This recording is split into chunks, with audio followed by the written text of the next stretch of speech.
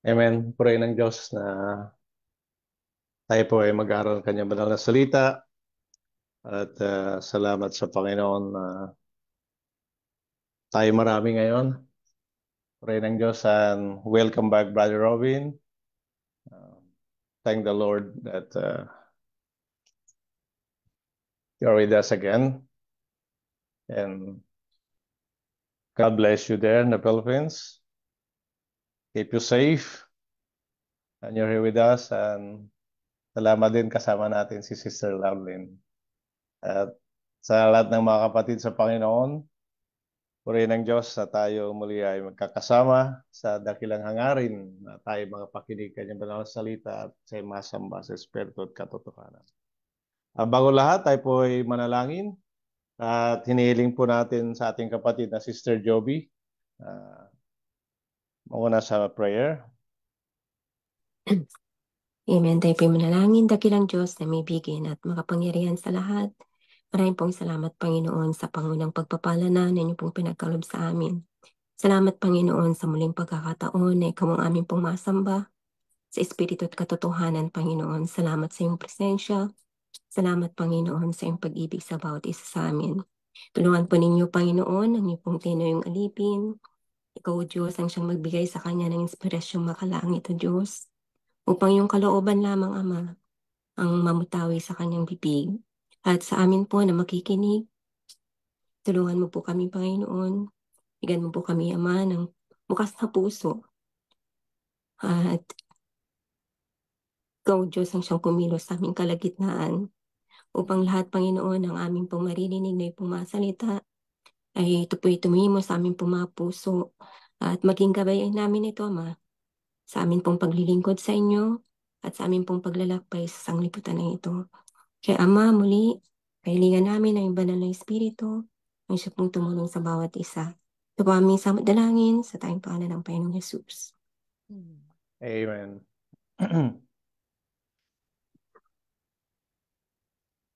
At sa ating pag-aaral sa ngayon, let's open our Bible to the book of Matthew, chapter 16.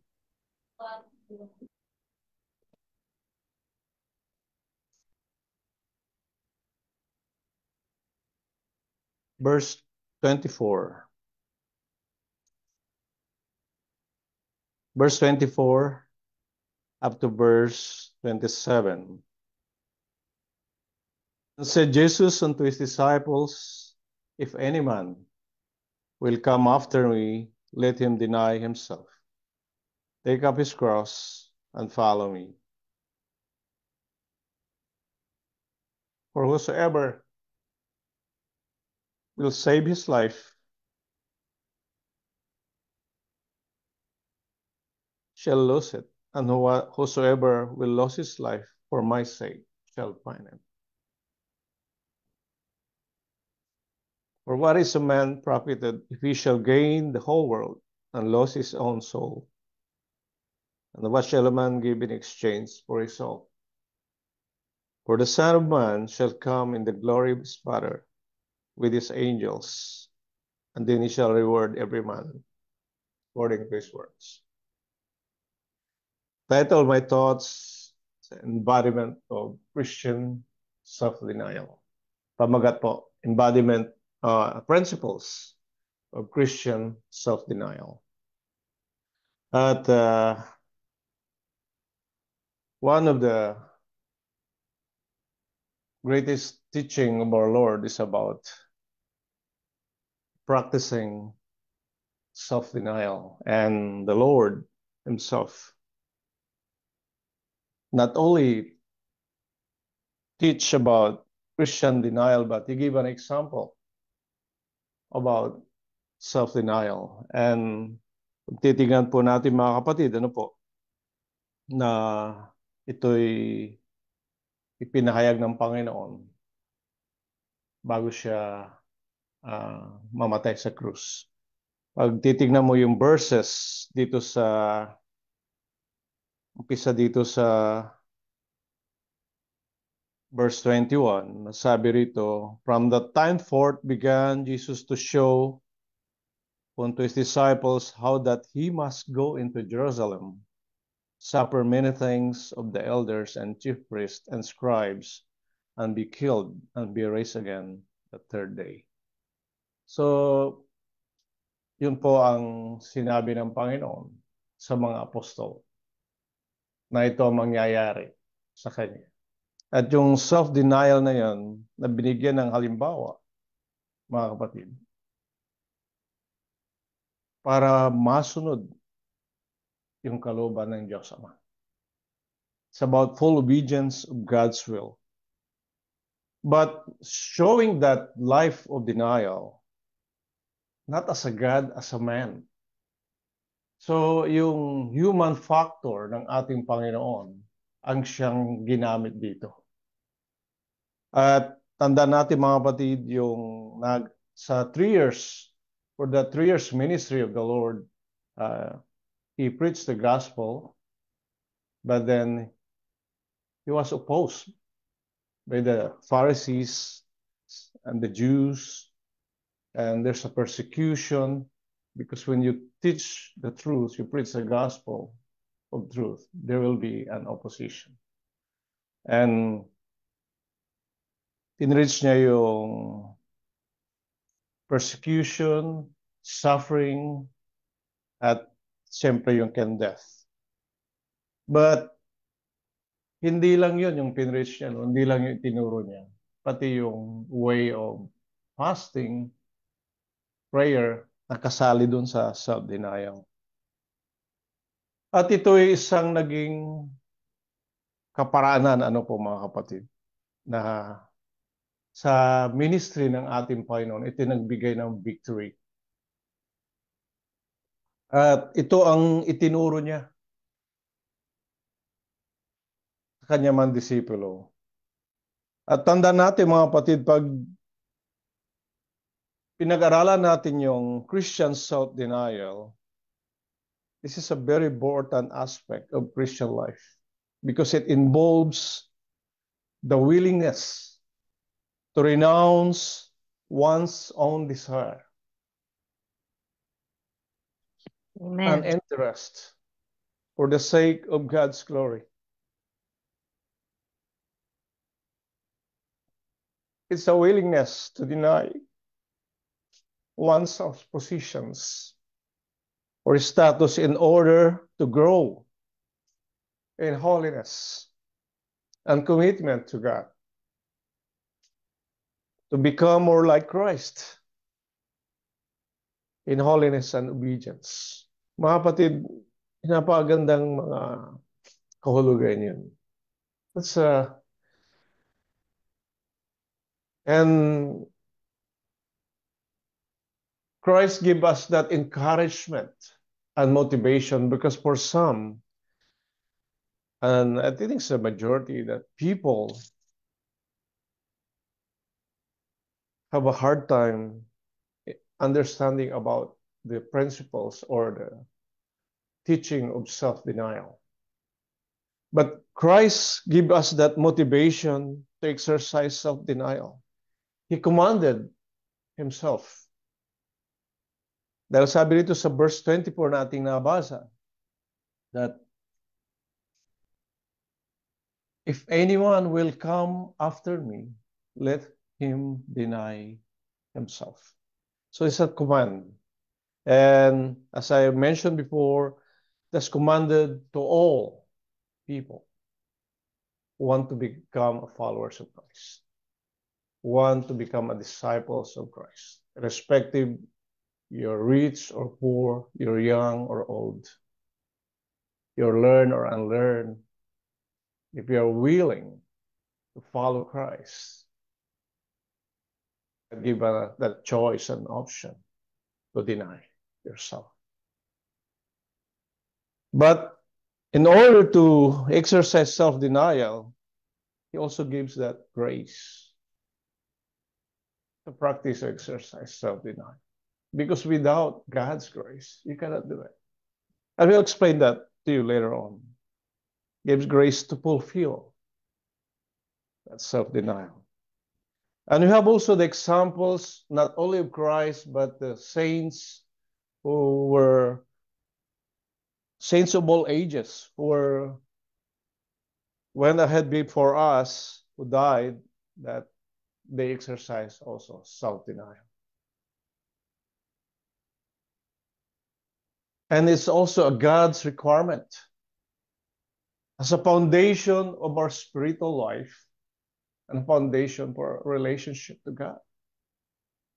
That's why it's very important. And most important thing there is that without self-denial, a man will set himself up like a God. So it makes a God for himself. Man will live to himself and not for God. So his life will be centered upon himself without self-denial. So the honor and glory is for himself only. But for us as a creation, by virtue of creation and redemption, we are of God. Yet we are created to glorify our God. We are saved to serve and glorify God, not ourselves. That's why when you follow Christ, you have to count the cost. And this is the price. There's a self-denial about ourselves. When we're talking about self, this is the greatest enemy of God and also us. And we don't realize it, but later on we can when God transformed us and He taught about His self-denial, our eyes are enlightened, our understanding are enlightened.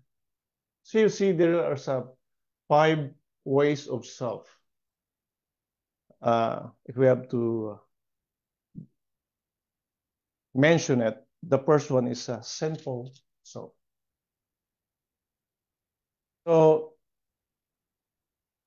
all have sinned and come short of the glory of God.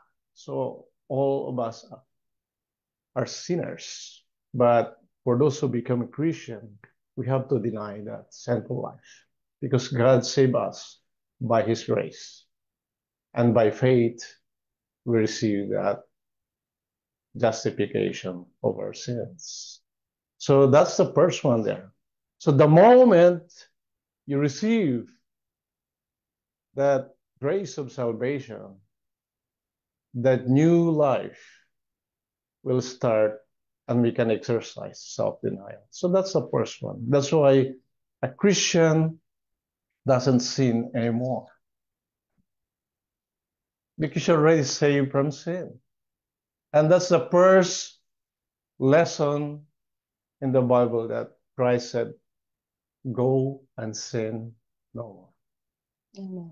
Wag na kayong humayo ka at wag nang magkasama. So all the sinful desires, sinful things, actions, words, even our thoughts, we have to deny them. We don't entertain them anymore. It's out of our life because God gave us that choice. Amen. And the second part, a ways of self, is the worldly self. Worldly self is about material things. We need material things. Need food to eat, clothes to wear, need a shelter. That's not what it's talking about here. Worldly things about those things that are worldly, that's against the will of God. So we have to avoid all those things. And in worldly things, those material things, they're only second when it comes to the precedence or importance about Christ. Masigit na binibigyan natin preference yung mga spiritual things than more material things. That's how one of the best things na tinuturo ng Panginoon. Because yung material things, as we learned from previous lessons, they're just but temporary. All about materialism in this world is all about temporary. Even our material relationships. Because the next will be relative self. It's about relationship. Relationship about your husband, your wife, your children, relationship with your friends, earthly relationship. But there's also self-denial there. Kuminsan, about this relationship, they become the hindrance in your spiritual life. They become hindrance because they oppose things about Christ. Even, attending the service, they oppose because they are not of Christ. It's just but natural. Your relatives, when you accept Christ and you leave their religion, the traditional religion, they're not happy. They try to prevent you from joining God's church, joining fellowship, attending prayer meetings, and sometimes preventing you to work for the Lord. That's why you have to deny them in a way that they will not become the reason that you cannot serve the Lord. There's some relationship you have to put away. Sinful relationships. To be with friends, or we have some companions that are sinful. Don't avoid them, but you have to avoid those things you used to do, those sinful things. Pinagpe-pray pa rin natin sila. So don't hate the humans or the men or the women, but you have to hate those things that they're doing. That's that's about Christianity. Then next is relative, and next is natural self. Self-denial is not limited to accepting God's provisions or blessings. Hindi nakalimit dun yung self-denial. Dapat tayo. It's about, we have to be joyful when we receive God's blessings, especially the spiritual blessings. We receive material blessings from the Lord, but more we should be joyful about the spiritual blessings. But you see, the natural self should be always ready to sacrifice for the Lord. That this natural body give to us, told you to glorify the Lord in service. And we have the biggest business, the greatest business that was given to us. It's about preaching the gospel. That's the vision we're talking about that Christ given.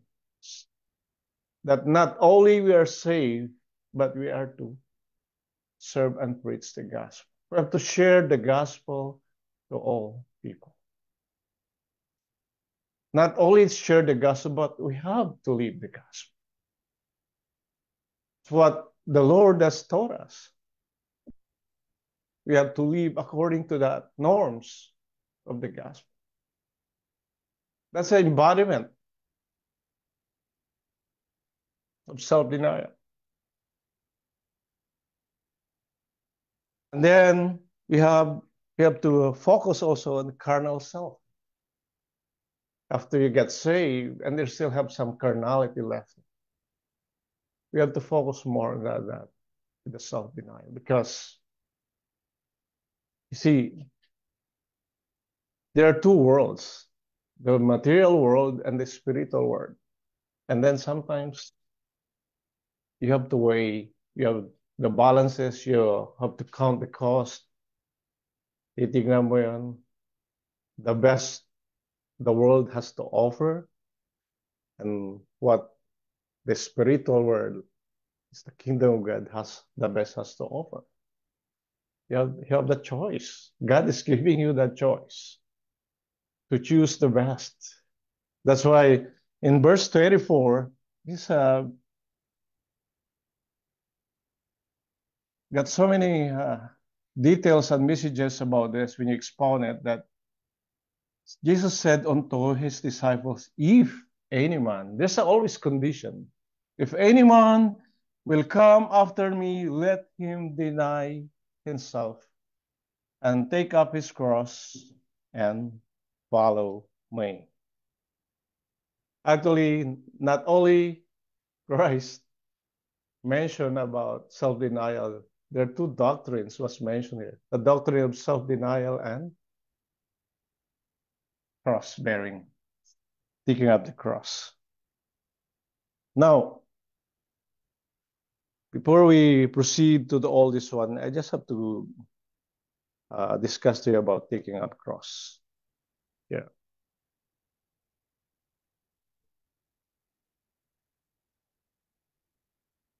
One of the best thing about Christ mentioned about the cross, when you mention about the cross, he's talking about his cross. And cross is an instrument of death. And it's the most cruel punishment given to the criminals in the time of Christ. And that was Christ's experience. And as an instrument of death, it was a way to execute people. It was a punishment. But Christ is a sinless. And it's a way of death. And when you carry that cross, it's a one way to death. There's no recovery. You cannot go back. And when you're way to death, you're giving your life away. Not only to die, and not only to suffer the punishment of death, but to die. And Christ experienced that. But in application, a spiritual application to a Christian, everyone has to carry the cross, because Christ mentioned here that let him deny himself and take up his cross and follow me. It's a condition of following Christ. Self-denial and taking up cross. That's why I mentioned it, that they're related and they are connected to each other, self-denial and carrying of cross. Now, we have our own peculiar cross to carry, our individual crosses. As a Christian, kanya-kanya tayong dala ng cross. At nakita natin dito na mas kuminsan hindi mo alam yung aking cross na dinadala. Sabing gano'n. At kung dapat maunawa natin, mga kapatid, na mayroon tayong kanya-kanyang cross. Mayroong cross na patungkol sa pasanin natin sa pamilya. Yan. Pag-usapan natin yung practical. Di ba, minsan sa pamilya, may problema rin. Mayroong kaalalahanin, may problema. Ilat ng membro ng pamilya kasama mo sa Panginoon. Problema yan eh. Problema rin yan at kuminsan hindi ka satisfied hanggang yung buong pamilya mo wala sa Panginoon. Ano pa, mga kapatid? That's a burden. That's a part of the cross na dinadala natin. That's a cross bearing. That's why we have to pray always for our family. Sa relationship, ganyan din. At maging hindi lang doon. Lalabas tayo, makikita natin yung mga co-workers natin, hindi naman sila mananampalataya. Yung mga kaibigan natin, hindi naman mananampalataya. Yung nakakasalamuha natin, Hindi naman sila mananampalataya, mga kapatid. But still, sama yun sa cross natin na kailangan na mayroon tayong responsibility rin sa kanilang mga kaluluwa. Mga responsibility, isa part yan na cross natin dadalhin. At kuminsan mayroon din tayong cross na patungkol sa mga bagay na financial. Mga kapatid, namumroblema tayo sa future, sa ating mga pamilya, sa ating sarili, at sa ating trabaho. Minsan namang problema tayo, mga kapatid, na baka hindi ako magtagumpay. But you see, this is our part ng buhay ng isang tao, lalo na sa Kristiyano, na hindi naman lahat tayo ay mayaman. Pero mayroon tayong trabaho. It's still a gift, right? It's still a blessing. Pero kung minsan mayroon pa tayong higit na pinaplano para sa ating buhay na siyempre sino bang maayaw na maging maunlad din yung ating bagay na material. Hindi natin pinipres na tayo maging pobre o ano, kundi pinipres natin yung blessings ang gagaling sa Panginoon in material, spiritual way. But paano natin may co-correlate yung self-denial doon, mga kapatid? So, ano man yung dumarating sa atin na circumstances sa mga bagay na yun, we still have to na dadalhin pa rin natin yun, mga kapatid. In a way na kahit dumating man sa atin yun, tayo pa rin ay nasa Panginoon. At meron ding isang mabigat din, lalo na sa mga physical aspect natin. Kung minsan nagkakaroon tayong karamdaman, burden din yan, ano, mga kapatid. Yung may sakit, yung panghihina. Kanina parang nakadarama ako ng vertigo. Parang tumayo ka, parang ka nahihilo. Nakakadarama ka ng, mga kapatid, yung pag yung nagtumatanda ka, old age. It's a part of aging process, yung degenerative changes. Nakapanghina yan eh. But mga kapatid, yung ba ang magiging dahilan na tayo pa'y manghihina sa Panginoon? So, tayo nagpapatuloy. Kung narinig yung preaching sa Aurora nung kahapon, sabi nga, kahit tayo maglilingkod hanggang sa kamatayan, sabi ng ating kapatid, si Brother Rod. Which is this, na anuman ang ating kalalagayan sa atin, tayo ay Amen. sa Panginoon. At pinakamabigat yun is spiritual persecution, mga kapatid. Na ito isa sa mga cross na dinadala natin.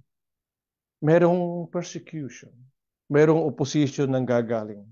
This is for the sake of Christ. Magmula dumating ka sa Panginoon, dumarating ito eh. Maaring sa loob ng bahay mo, maaring sa labas. Kuminsan sa loob din ng iglesia, may persecution kayo. Bakit ka mo? Kasi may mga carnal Christians, may mga sanctified Christians. Dumarating yun eh. We have to be, transparent na makita natin ito, mga kapatid. Sapagkat nanggaling tayo dun. Dati, bago ka naman napabanal, diba, sa carnal. But you see, this is a part of the cross. That's why sa mga elders, sa mga spiritually matured, mga kapatid, ini-encourage natin mga ito na sila naman ay makita nila na mayroon palang mas magandang kalalagayan na dapat pupuntahan. Kasi mga kapatid, the more you are matured, the more you're holy, the more you're joyful in serving the Lord. The more you're strong, mga kapatid. Di ba napakaganda yan? You see, hindi yun nananatili ka dun. It's not about number of years you're in service. It's about how your heart, how you practice that self-denial every day and bearing the cross of the Lord. And yung cross na ibinigay sa iyo ng Panginoon ay sa iyo yun eh. Ibinigay niya yun para makaya mo. But God is there. Nandun ang Panginoon na tumutulong din sa iyo. Ngayon, ano ang dahilan na tayo ay manglulupaypay o manghihina? At tatandaan natin mga kapatid na sa ating sa parte ng self-denial, one of the best thing there is the Christ as the center of your existence. Yan ang kagandahan. From now on, Christ is the center of my existence, not myself. Ngayon, kung makakita mo yan, you have to renounce. It's a part. It's your renouncing of your self-centered life. Now, kung babasahin natin sa Colossians chapter 1 and verse 3, sabi niya, verse 3 to 5, sabi po rito, we give thanks to God and the Father of our Lord Jesus Christ, praying always for you, since we heard of your faith in Christ Jesus. Look at that. Since we heard your faith in Christ Jesus, and of the love which you have to all the saints. For the hope which is laid up for you in heaven, where you heard before in the word of the truth of the gospel. So, para magkaroon tayo ng lives, Christ-centered life, mga kapatid, nakapokus yung pananampalataya natin sa Panginoon, hindi sa ating sarili. At sa pananampalataya sa Kanya, at pag-ibig sa lahat ng mga banal. Ngayon, nakita mo yun, no? So, yung faith pala at saka yung love, magkasama yan. Ngayon, ang tanong, you have the faith, but nasa inyo ba lahat yung pagmamahal sa lahat ng mga banal? So, yun ang encouragement dito, mga kapatid. Na minamahal natin lahat yung ating kapatid sa Panginoon. Minamahal din nating kapamilya, physically, di lalo pa yung spiritual, mga kapatid. At ang napakaganda niya, mga kapatid, na pag nawala yung self-centered life, that's about selfishness, nagkakaroon ng spiritual growth. Amen. Selfishness, it prevents spiritual growth. Tanda natin. Kaya yung self-love, minamahal mo ang sarili mo. Mas higit na minamahal ang sarili mo kaysa Panginoon. Ano yung manifestation nun? Ano yung sabi ng Panginoon? You have to seek first the kingdom of God and His righteousness, and all these things shall be added unto you. Higit na minamahal mo ang Panginoon. Di ba may kanta? Minamahal ko ang Panginoon. Ganun ba mga kapatid na? Higit natin pakamahalin ang Diyos. Because the more we love God than ourselves, that's gives you that freedom. It gives you that joy na higit mo pang maano yung sarili, mamahal ang sarili. Alam ba, yung self-love is, anong tawag doon sa, may limitasyon. Sarili mo lang yun eh. Pero yung pagmamahal mo sa Panginoon, mamamahal mo yung kapwa mo, mamamahal yung kapatid mo, higit na mas malawak. Mas masaya kapag nagmamahal ka tunay. Nagmamahal ka ng higit. Yun ang mas maganda. At it leads to spiritual growth. You see, you have to grow not only in faith. You have to grow in love. You have to grow in grace. You have to grow in serving the Lord. That is how spiritual growth. At napakahalaga yung self-denial dyan, mga kapatid. It leads to spiritual growth and freedom. Napalaya ka sa iyong sarili, mga kapatid. So, sabi nga, wala yung mga negativity. Di ba? Pumapasok yan eh. Kung minsan ipapasok yan sa iyo, but you have to get rid of all those ones. Alam mo ba na napakaganda? At isa sa napakaganda ng yung it is a basis of Christian fellowship and service. Ang self-denial. Kaya nga sabi ko nga, pagpatungkol na sa gawain sa Panginoon, lahat ng nandun yung not only enthusiasm, nandun yung joy. Di ba? Sabi niya tayo ay nagagalak. Amen. Tayo Praise the pupunta Lord. sa bahay ng Panginoon. Amen. Hinahanap-hanap mo. Amen. Diyan tayo nilikha as a newborn in Christ. We have that spiritual birth. Tayo masaya sa karya ng Diyos. Kaya, kahit minsan napapagod tayo, anumang oras, napupuyat, nandun tayo sa Panginoon. Nandun tayo kasama. Kahapon nandun tayo sa Pilipinas. Malayo tayo lugar, pero ang ganda ng yung celebration. Oh, kung pwede nga lang, nandun tayo sa Aurora, nandun tayo sa ibang kongregasyon. Pwede nga sana eh. Oh. Kaya na napakaganda mga kapatid. At it's a basis of Christian fellowship and service. And tingnan natin yung sinasabi rito sa Philippians. Sa Philippians chapter 2, dito sa verse 4, sabi niya rito, ito yung maganda at nung binabasa ko rito, huwag tignan ang bawat isa sa inyo ang sa kanyang sarili, kundi ang bawat isa naman ay sa iba't iba. Sabi pa rito, magkaroon kayo ng pag-iisip na ito'y na kay Kristo, Jesus din naman. Tapos sinabi niya rito na siya bagamat nasaan yung Diyos, hindi niya inaring siya bagay nararapat panangan ng pagkapantay niya sa Diyos. Ngayon gusto ko makita rito yung tignan ng bawat isa sa inyo ang kanyang sarili. It's about fellowship. So, pag sa Christian fellowship tayo, anong tinitignan mo? Hindi mo yung sarili, tignan mo rin yung kapatid mo sa Panginoon. Now, paano mo gagawin yan? You see, meron tayong kanya-kanya ministry dito sa iglesia, sa church. Meron tayong Sunday school, meron tayong presider, meron tayong preacher, meron tayong pastor, minister. Meron tayong kanya-kanya ministry dito. Pero yung ministry or gift na ibinigay sa atin ng Panginoon ay hindi para sa atin. Para sa iglesia yun, mga kapatid. For the edification of the church. So the honor and glory sa Panginoon, mga kapatid. Amen? At ito'y pang-abot sa ating mga kapatid sa Panginoon. Bigyan lang sa encouragement malin at sa labas. Amen. Ginagamit yan, mga kapatid. That's why ini-encourage natin ang bawat isa, minamahal natin isa, at hindi tayo nagbibigay ng daan para sila ay manghina, kundi give encouragement. That's why, sabi nga, kung ikaw ay gusto mo maging dakila sa Panginoon, anong gagawin mo? Sabi ng Panginoon, ikay maglingkod.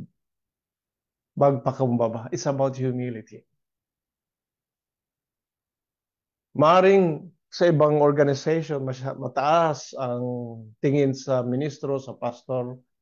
It's about right na mandun yung honor and respect that is due to them, but not only to them, to all, mga kapatid. Na hindi yung tumatayo lang ang mataas ang tingin mo. Paano yung mga kapatid? Mga kapatid, yung tinataas naman natin ang Panginoon.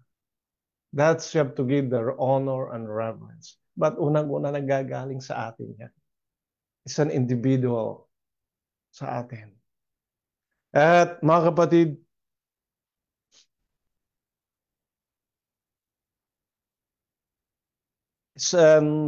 pangalawa rito mga kapatid na gustong it leads to spiritual contentment. Yung self-denial. Alam mo ba na yung contentment sa buhay, kuminsan na yung short-sighted ang tao is more on material things. It helps in a material way. But the greatest contentment is about spiritual contentment. And it's about self-denial. Yan itong titignan natin sa sinasabi ng kasulatan, mga kapatid. Dito po sa 1 Timothy chapter 6, verse 6. Datapot ang kabanalan na may kasiyahan ay malaking kapakinabangan. Amen?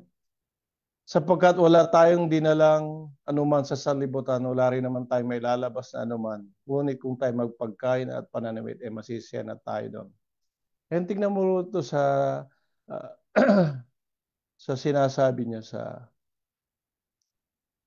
sa English ba, mga kapatid. Sabi niya, godliness with contentment is a great gain. Godliness. Alam mo ba na nung ikaw ay naligtas, anong nadama mo? It's a joy of salvation. Walang ano yung sabi sa Tagalog? Walang paglagyan, sukat paglagyan ng kagalakan ng gagaling sa iyo. Na ikaw ay nasa totoo na. Kay naligtas. At sabi ng Panginoon, ikagalak nyo na hindi lang sumuko sa inyo yung mga masasamang spirito ng demonyo, kung hindi kagalak nyo na ang iyong pangalan ay nasusulat sa aklat ng buhay. Amen? But the more you be contented with you, the more you are holy. Sabi nga. Di ba mga kapatid? At iyon ang inaaralan sa atin ng Panginoon. Na sabi na, be holy for I am holy. You see na,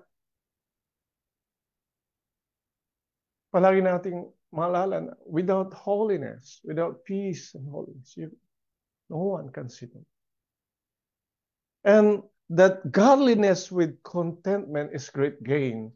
Dahil napapakinabangan hindi rito lang sa salibutang ito, higit sa lahat sa buhay na walang hanggan.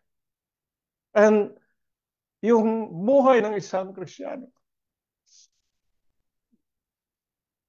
saan ka mang lugar sa libutang ito, may papamuhay yan, mga kapatid. Saan ka man naroon. Nasa Middle East ka man, nandito ka sa Europe, nandito ka sa North America, nasa Asia, saan ka man. Praise the Lord. May papamuhay mo yan. Dahil yan ay sa Panginoon eh. Pero kung yung buhay mo, wala yan, pupunta ka sa iba't ibang lugar, mahirapan ka. Mga kapatid. Kasi yung godliness, mga kapatid, diyan nagagalak ang Panginoon. Kaya kahit saan ka pupunta, pagpapalain ka niya. Mga kapatid. Yung mga kapatid natin sa Pilipinas, pinagpapala sila ron, nandun lang sila. Tayo nandito sa abroad, mga kapatid. Hindi ba tayo pagpapalain ng Panginoon kasi nandito tayo sa abroad? Wala tayo sa Pilipinas? Ay hindi. Pagpapalain ka rin because of that. Because you're living a God. Now, kaya kapag dito tayo sa salibutan, iba-ibang culture, iba-iba yung lifestyle. But still, we have that. The greatest lifestyle binigay sa atin ng Panginoon. That's godliness. Hindi dito. Kasi yung lifestyle sa abroad, masama. But we are not judging that, but we are here to show the life of Christ, the gospel life. Kaya sa ating buhay, mga kapatid, magiging laban yan. At makita nilang buhay natin, mga kapatid. Maring ito ang maging chance na sila ay tumanggap sa Panginoon. At ito rin maging chance din na pwedeng i-deny nila ang Panginoon. I-reject nila ang Panginoon. Because they have a choice to make. Pero ang sa atin, as long as we practice that self-denial in any place we are, mga kapatid, ang Panginoon, dala-dala natin saan man tayo pumunta, mga kapatid. Isa pang napakaganda na, no? At dito'y yung ating mga buhay. Meron tayong mga plano sa buhay. This is lahat naman tayo may plano, may vision. At syempre, meron tayong mga opinion, mga kapatid.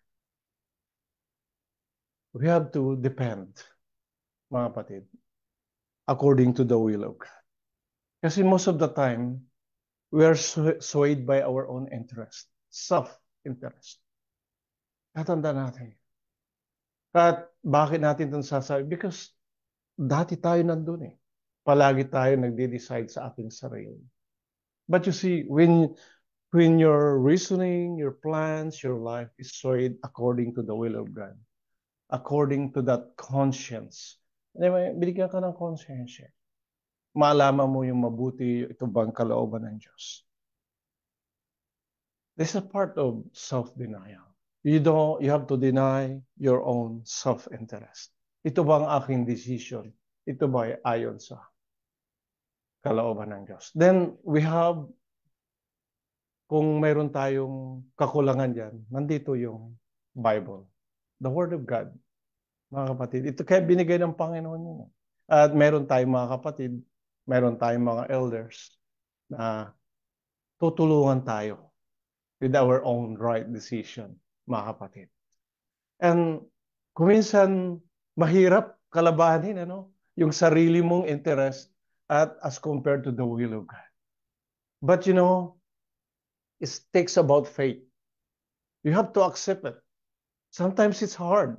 Bakit? Kamo lumalaban sa self-interest mo yan eh. At kung self-interest mo, gusto mo yun ang masunod. But in the end, makikita mo failure. But kung sa Panginoon ka, maaring yung daan, makipot, may mga mahirap. But in the end, nakita mo naman yung kagandahan ng plano ng Panginoon sa'yo. Because you're part of that great plan of God. Kaya nga gusto niya, yung sa Panginoon. Ito na nga binigay sa'yo. Nandito ka na. That's why when we are born again, we are transformed, we are Christian, dito na tayo mga kapatid, bago na lahat. Nasa kaharian ka na ng Diyos. Di ba? You have to abide in God's laws, in Christ. Ngayon, yung opinion natin, it matters if it's according to the will of God. Yan. Sabi nga na, He's opinionated. Ang ibig sabihin ng sarili mo lang, but your opinions, even your words, your actions. That's why when we talk about self-denial, it's about spiritual discipline. This is spiritual discipline. It controls us. And by the grace of God, it controls us. But kailangan na you have to yield. Kailangan i-surrender mo. It's about surrendering to God's will. Ngayon, kung hindi mo ma-surrender yan, you have to pray. You have to pray. And you have to pray and fast. Kailangan natin ng prayer and fasting. It's a part of self-denial. Mga kapatid, constant praying until na matanggap mo yun. Hinihingi mo sa Panginoon. At alam mo ba na napakaganda na ikaw ay madalanginin sa Panginoon. Not only you pray for yourself, but you have to pray for others, your loved ones, yung brethren, ang kapatid sa Panginoon. Pinagpe-pray mo yan. Lalo na yung kapatid mo sa Panginoon. Kasi iba yung kapatid mo sa Panginoon. Kayo'y tinawag sa iisa. Kayo'y niligtas sa iisang dugo sa Panginoon. Kayo'y tinuruan. Isa. Iba yung pagsasama ng magkakapatid. Kaya pinagpe-pray mo ang kapatid. Halimbawa, may mga hindi dumadalo. Di ba? Inaabot mo sila sa prayer at sa kanya. Pinagpe-pray mo lahat siya.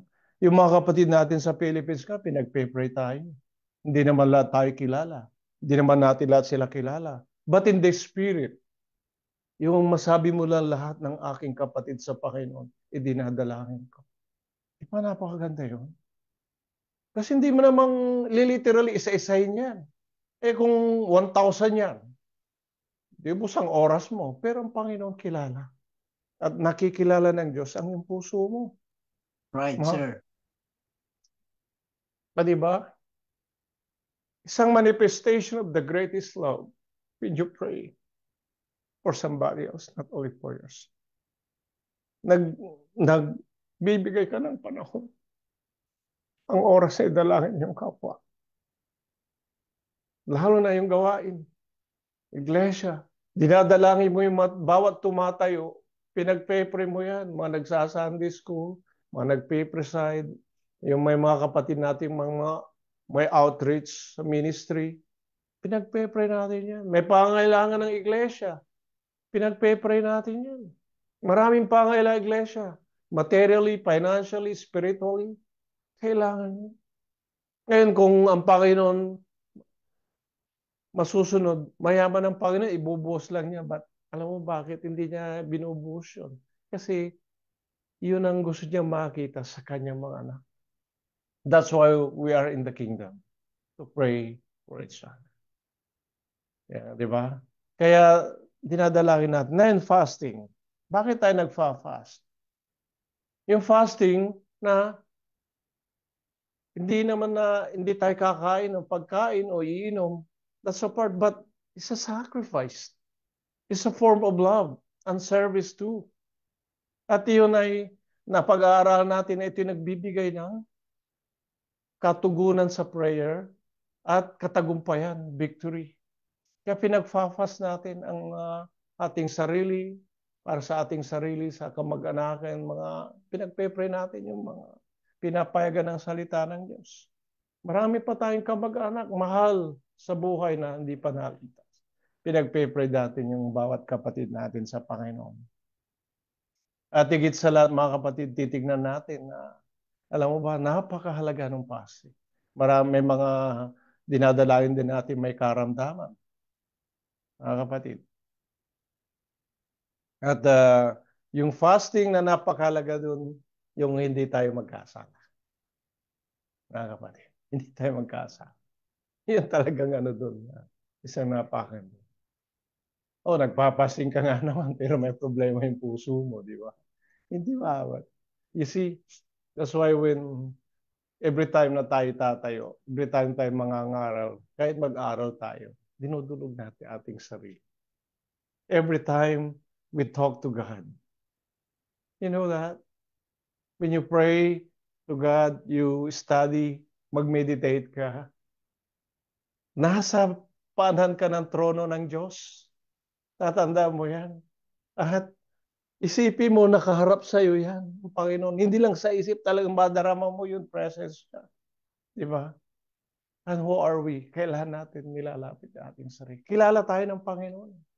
Nakikita niya tayo. Kikita niya lahat ng ginagawa, iniisip. That's why, kailangan natin ilapit lahat sa Panginoon. Sa panapaganda, mga kapatid, na dito yung babasahin natin. At ito isa sa mga favorite natin yung verse. Alam ko, ito yung gusto nyo. Dito sa Galatians chapter 2, verse 20. Sabi niya, I am crucified with Christ.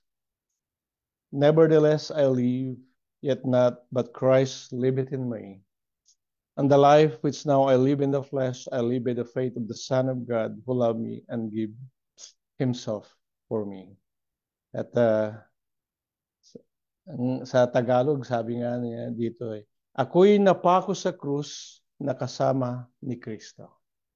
At hindi na ako ang nabubuhay, kundi si Kristo ang nabubuhay sa akin. At ang buhay na kinabubuhay ko ngayon sa laman ay kinabubuhay ko sa pananampalataya.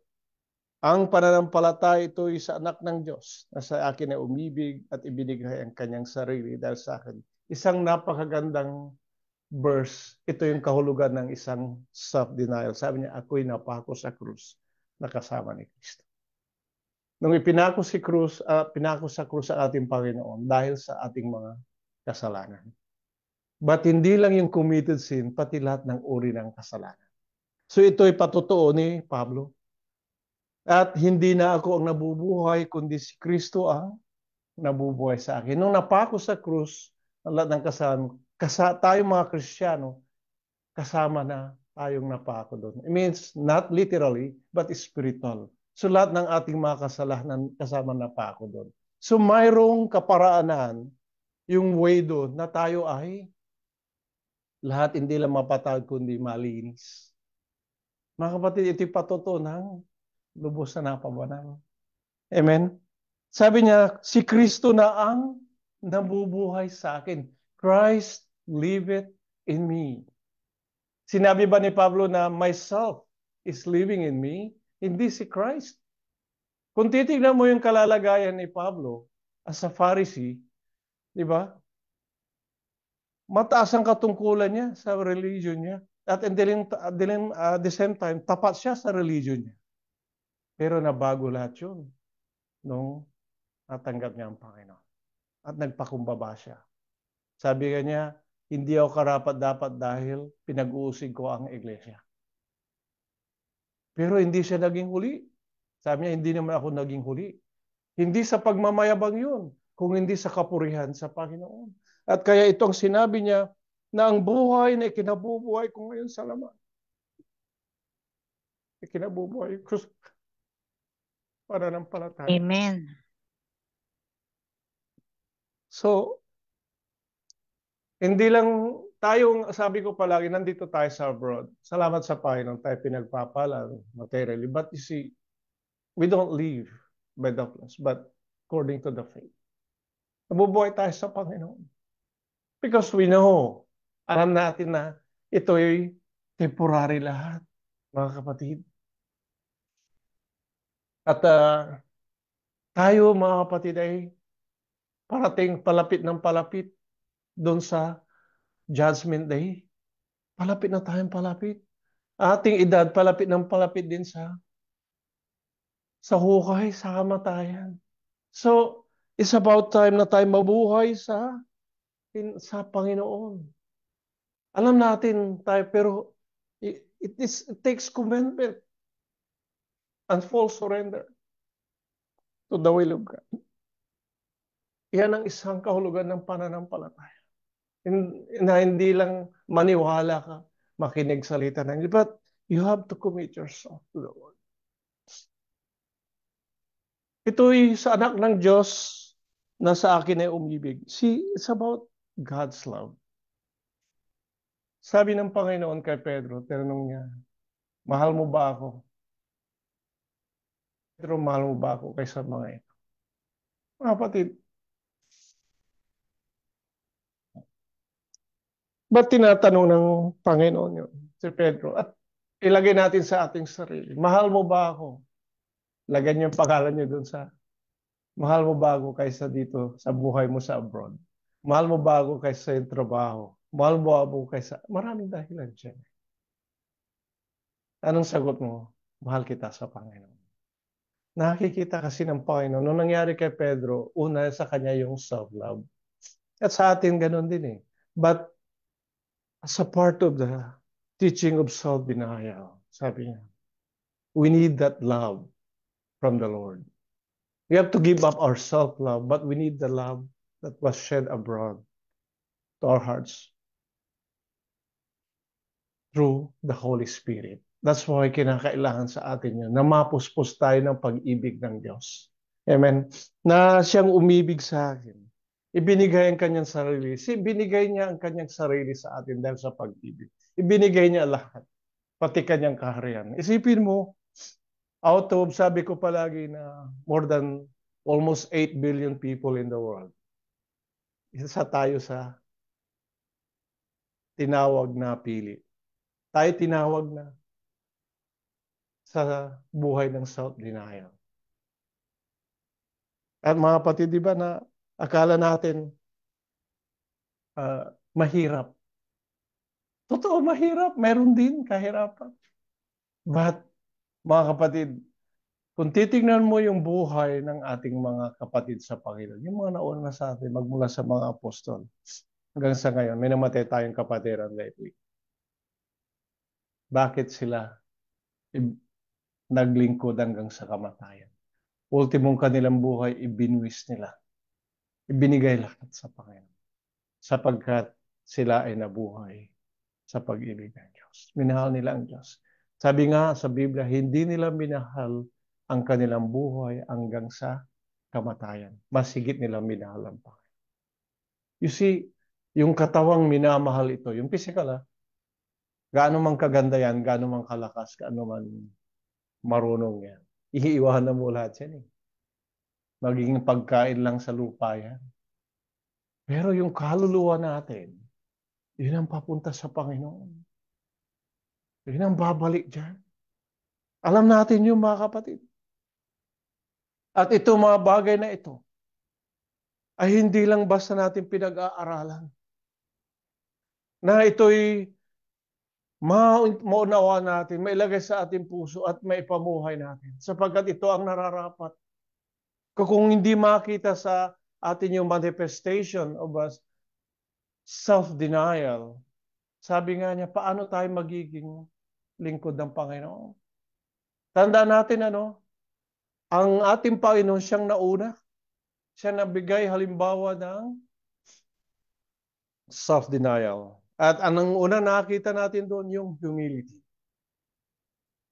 That's why sa Kristiyano makita mo yung kakumbabaan ng loob. Takes humility. At pag pinag-usapan natin, napakaganda yung marinig na ito yung manifestation sa buhay mo, yung pagiging humble. Ang mga kapatid na the more na ikay nagtatagumpay sa Panginoon, the more mature, the more you're humble, mga kapatid. At lalo mo nakikita yung sarili mo na hindi ka pakarapat-dapat sa Panginoon. Sabi mo pa, unprofitable servant. Why? Because it's the Lord. Ang Diyos ang gumagawa para sa iyo sa paglilingkod sa lahat. So lahat ng mga bagay na ginagawa natin, mga kapatid. Kaya sabi ko palagi, sa panalangin natin yung kapurihan ay sa Panginoon. Ang kaluwalhatian sa Diyos. And the Lord deserved that honor. Dahil siya lahat. Sabi ni Pablo, lahat ng mga bagay ay aking magagawa dahil sa Panginoon. Dahil kay Kristo siya nagpapalakas sa akin. Mga kapatid, kaya natin magawa natin yung self-denial. Ngayon, meron pa isang bagay doon. Yung kay Pablo, yung thorn of the flesh. Siguro maalala niyo yun na yung thorn of the flesh, hindi naman tinukoy sa Biblia yun. Gustong paalis ni Pablo. Meron tayong kanya-kanyang thorn of the flesh. Pero anong sabi ng Panginoon? Ang aking biyaya ay sapat-sapat. Hinayaan lang niya yun. That's why sa buhay ng Kristiyano, kuminsan may mga bagay na dumating sa atin na ikinakalungkot natin kuminsan. Hindi tayo maging masaya. Kasi nandito pa tayo sa physical na ito. Meron tayong emotions. Meron tayong damdamin. Nakakaramdam tayo sakit. Kuminsan meron tayong marinig na ganito. Makakaramdam din tayo, di ba? Kuminsan, pero wag nawa na ito mag-cause ng bitterness sa atin. Kung hindi ito mag-cause ng lalo tayong lumapit sa Panginoon. Di ba? Alam mo kung bakit? Kung may tayong narinig na hindi maganda at against sa atin, hindi naman totoo yan. Ikinakagalat natin yan. Nasa part of persecution. Pero kung totoo yun, abay, idulog natin sa Panginoon kasi totoo. Di ba? That's humility. Humility that not only is ability, it's yung heart mo hanggang tumanggap ng mga bagay na kakulangan, kahinaan. That's why kung pinakita sa yung Panginoon yan, sa pamagitan ng preaching sa mga kapatid, tulong yan, it's a blessing. At least nakita mo. Para lalong mapaganda yung buhay mo sa Panginoon. Di ba? Ngayon, Amen.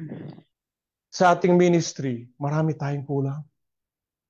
Kailangan natin ang prayers ng bawat isa, ang tulong ng bawat isa, ang pag-ibig niya, lalo na ang Panginoon. That's why kinakailangan natin palagi sama-sama sa iglesia. Magkaisa. Amen? Kaya sa ating buhay, mga minamahal na kapatid, napakaganda ang buhay ng Kristiyano. Dahil tayo hinubog ng Panginoon, tayo magkaroon ng isang pagkaunawa. He enlightened our understanding to be united. Dapat magkaisa tayo dahil sa isang katawan tayo. One in Christ, sabi. Ngayon, the problem na palaging nagpe-persist, always persists in the life of a Christian, yung about self-denial when it concerns about our own self. At iyon, pag tayo'y na-rebuke ng salita ng Diyos, mga kapatid, that's God rebuking you. It's the Word of God. Kaya tatandaan natin, doon ka binibigyan ng choice ng Panginoon. Do you really want to deny yourself?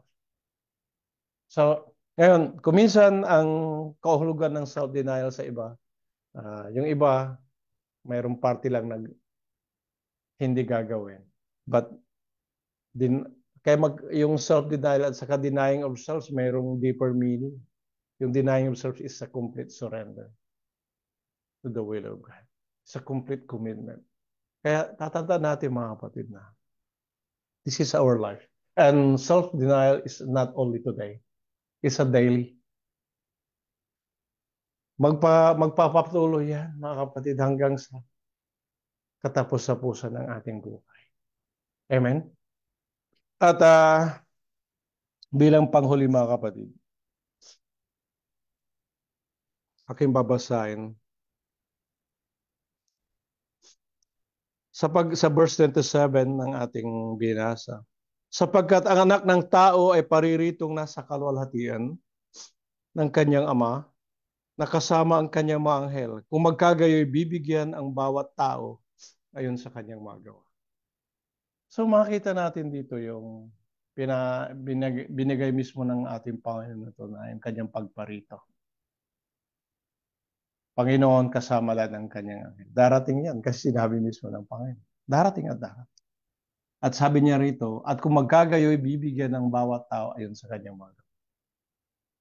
Now, ang gusto natin dito ipakita yung the reward and the happy result of self-denial.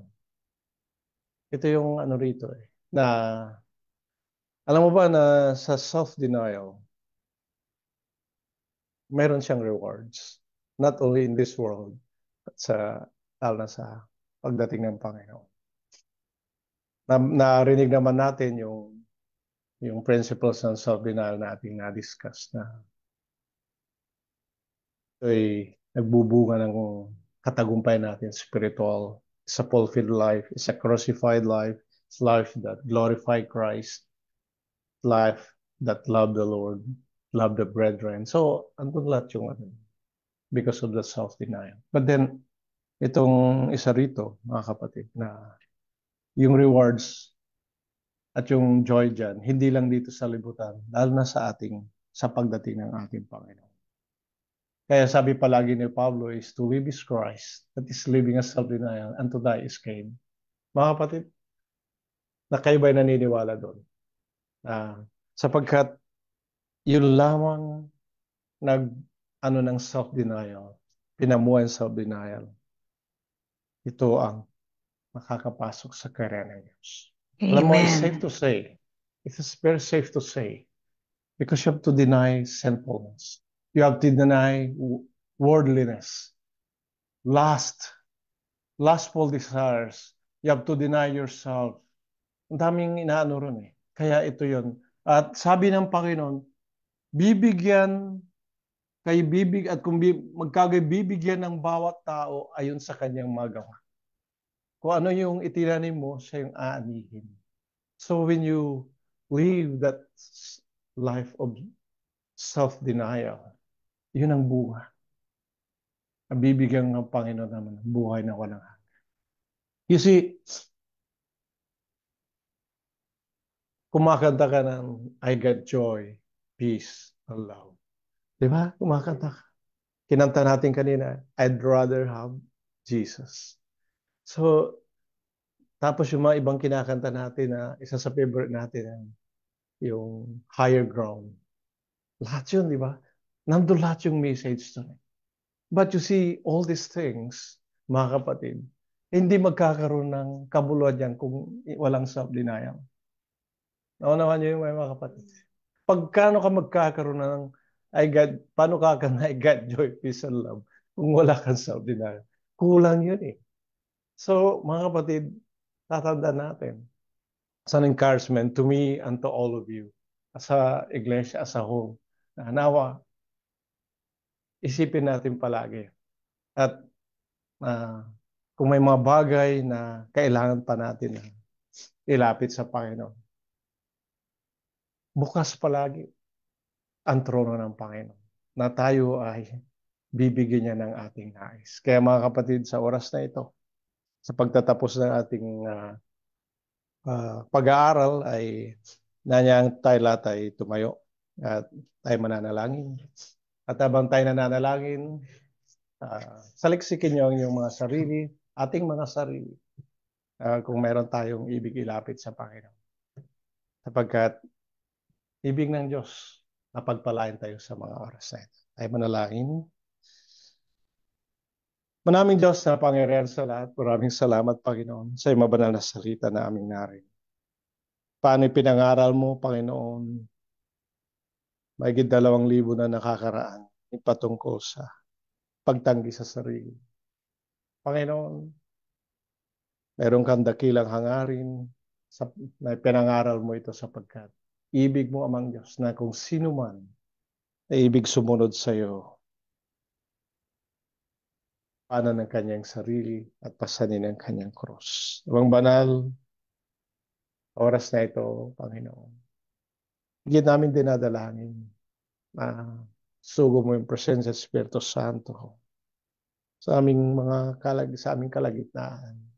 Pakita mo sa amin ang aming pangailangan sa oras na ito. Tulungan mo kami, Amang Diyos. Bigyan ng kakumbabang loob na mailapit sa iyo lahat ng mga aming alalahan. Sa mga bagay, Panginoon, nagiging hadlang. Mga bagay, Panginoon, na hindi kami nagiging magalang sa paglingkod sa iyo. Mga bagay, Panginoon, na nagagawa pa namin para sa aming sarili at hindi para sa iyo. Tulungan mo kami, Panginoon, na tingnan namin, Panginoon, sa mata ng pananampalataya, sa aming mga puso, ang iyong mabanal na salita ay aming maunawaan.